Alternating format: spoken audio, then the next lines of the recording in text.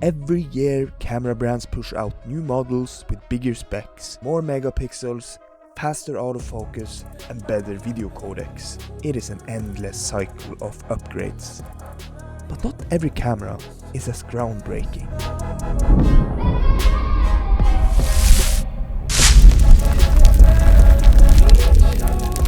Hi guys and welcome back to another video. Today's video we are talking about the Sony A7 III, the groundbreaking camera I was just talking about. So in this video I'm not going to get too technical, but I'm going to be covering most of what you can expect if you decide to get this camera. And at the end of this video I'm also going to cover what I consider to be the biggest pros and the biggest cons of this camera. So make sure you stay tuned for that. But as always, before we go ahead and start, my name is Niclas, and if you're new to this channel, hello and welcome.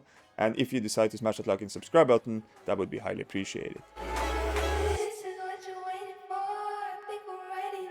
So when you pick up your A7 III for the first time, you are gonna notice that you're getting a compact and a fairly light camera for a full frame. Now this camera is also weather sealed, and when I say it's weather sealed, I mean it's dust and moisture resistant, so I wouldn't really push my luck here and use this camera outside in pouring rain. Now on the body you will also find dual SD card slots, a tilting LCD screen, and a high-resolution electronic viewfinder.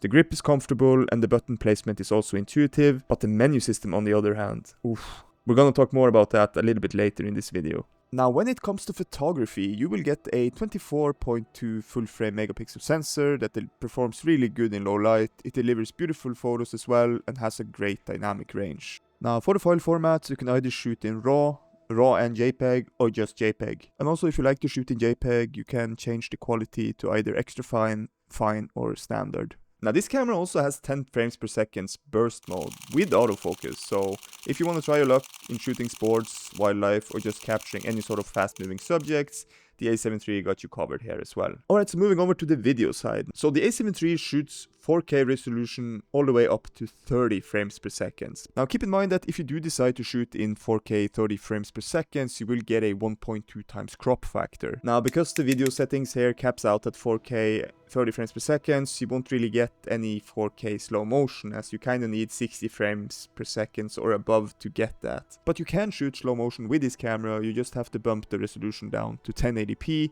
and with 1080p you can shoot all the way up to 120 frames per second, which is great. Now something else that's great is that this camera does have eye detect both for animals and for humans. So that is basically what you can expect if you decide to get this camera. Now let's talk about the biggest pros and the biggest cons. Now I'm gonna start with the cons because I like to end this video on a good note. For me, the biggest con for this camera is going to be the menu system. Now if you are a beginner and you just started out and you look and you pick up an A7 III and you open up the menu system, it can be so overwhelming. Now Sony has improved this system on their newer bodies like the A7 IV and all the newer bodies basically. If you haven't used the camera before, that menu system can also be quite overwhelming, but it's still a big improvement from the A7 III is what I'm trying to say. So I'm going to give you the biggest tip, what I did when I started out.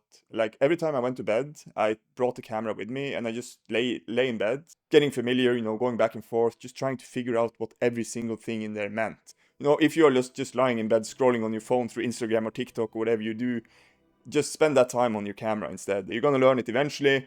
But yeah, as I said, I don't like that menu system. I think it's super overwhelming. I don't miss it. Let's just put it at that. Alright, so moving over to con number 2. And the con number 2 is going to be the flip screen. On the newer bodies, again, as the A7 IV and most of the newer bodies, they have a screen where you can flip it out and you can like flip it around. It's just more practical. It's just a better thing. Now, the third biggest con, as I see it, is kind of doesn't really apply to beginners, I guess, because this is going to be about color depth.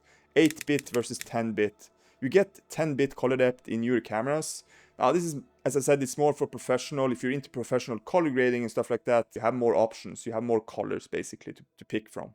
Alright, so let's talk about the pros. The biggest pro, as I see it with this camera, is going to be the price. I'm not saying this camera is cheap. In the camera world, nothing is cheap. What I'm saying is what you're getting for your money right now if you buy this camera on the used market is incredible value. Now the price is going to be different depending on where you live. Also a quick little tip here is that if you are buying this camera used, make sure that shutter count isn't too high. And if the person you are trying to buy this camera from hasn't listed the shutter count, just ask for it before you buy it. Okay, another big pro is going to be battery life. This camera does have that newer battery, the PC batteries that you do see in the newer bodies, and that battery life is also very, very good. Now, if I'm just out shooting or creating content for my YouTube channel or whatever it is, it's very rare that I run out of battery. I don't really think I have experienced that, at least with these newer batteries. So, big pro. The last big pro that I have, and as I see it, is that what you're getting here is a very good hybrid camera. And 24 megapixels, in my opinion, is kind of the sweet spot. So you get kind of a little bit of room to crop in post without losing too much detail. And then you also get good low light performance as well with this camera. Not only is it a true hybrid camera, it's a very reliable camera with dual card slots. It's just a good, great camera that you can get right now. And also, if you're worried about, the quality in terms of video, I'm gonna recommend that you go and search for a guy called Daniel Schiffer and look at what he did create back in the days with his A7 III, and you will be blown away by the quality he produces with his camera. So that is kind of my point here as well, that it's not really about the camera. It's much more about lighting, composition, the way you edit things, color grading, the way you frame things. There's so much to practice here that you don't need to spend a bunch of money on. That's way more important than the actual camera itself. I'm gonna leave you with that. Hopefully you got something out of this video. Thank you so much for watching. And again, I would highly appreciate if you decide to smash that like and subscribe button before you leave. Take care, and I'll see you guys in my next video.